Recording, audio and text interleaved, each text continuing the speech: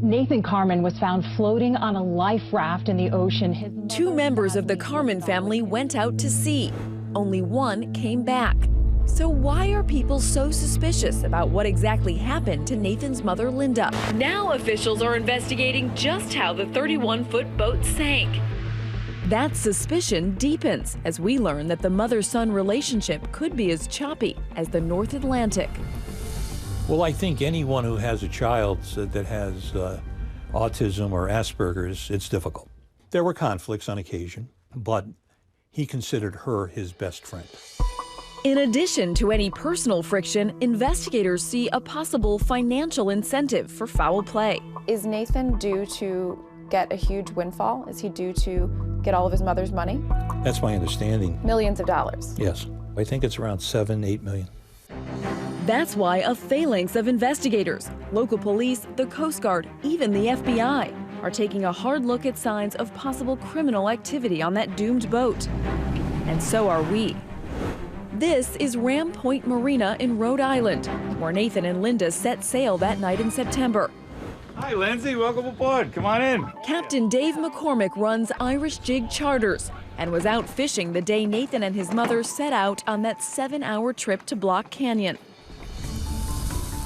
Captain Dave considers it highly unusual for a mother and son to fish alone for tuna. Those fish can weigh hundreds of pounds. There's usually a crew of 4, and it's usually all experienced guys. Usually a crew of 4 experienced fishermen. Usually, you know, to be smart about things. On top of that, Captain Dave says a 31-foot boat like the Chicken Pox would be too small a vessel for even the most experienced fishermen. And remember, Nathan had never done this before.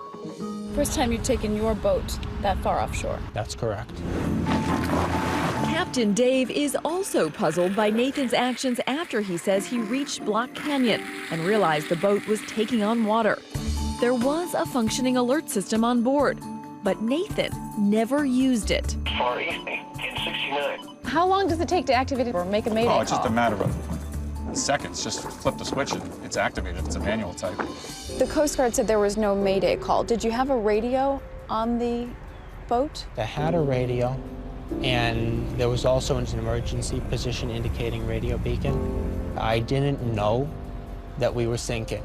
I knew that we had a problem, but I didn't know that we were sinking until we sank.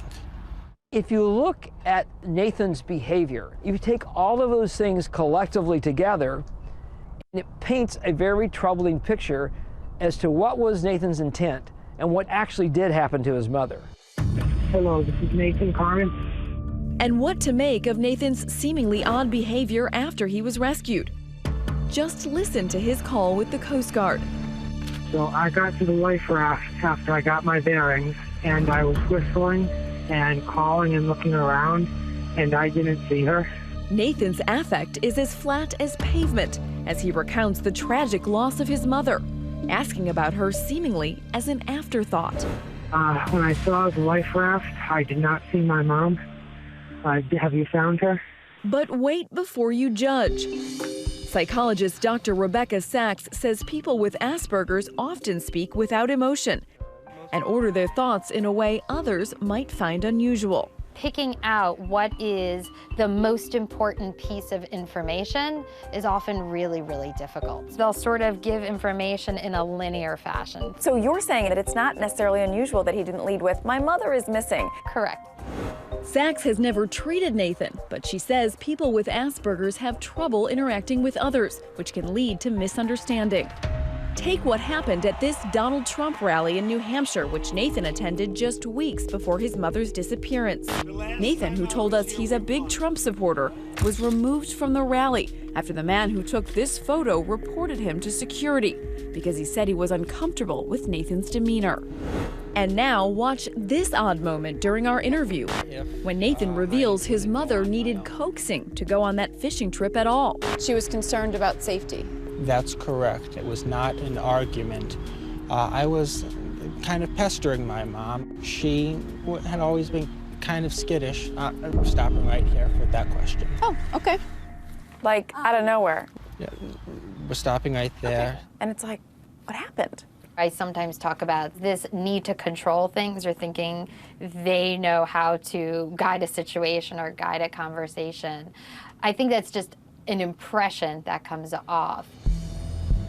So maybe some of that seemingly defensive or suspicious behavior can be explained by Nathan's Asperger's. During our interview, it's hard to get a full picture of him, in part because he's on edge after a crowd of media gathered, hoping to get to speak with him.